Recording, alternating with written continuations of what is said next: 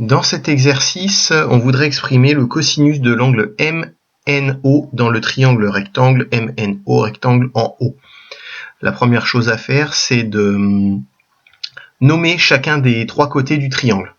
Donc le plus facile, c'est le plus grand côté, c'est le côté MN, celui qui est en face de l'angle droit, il s'appelle l'hypoténuse.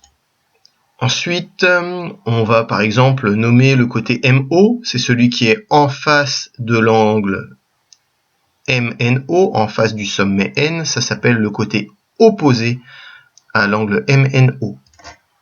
Pour finir, il nous reste le dernier côté, le côté NO, c'est celui qui forme l'angle et qui n'est pas l'hypoténuse, c'est donc le côté adjacent à l'angle MNO.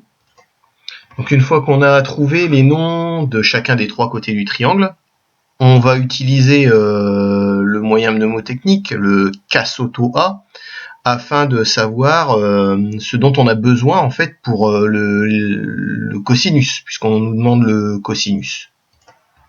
Donc le cosinus, c'est le côté adjacent sur l'hypoténuse. On a donc besoin du côté adjacent à l'angle et de l'hypoténuse.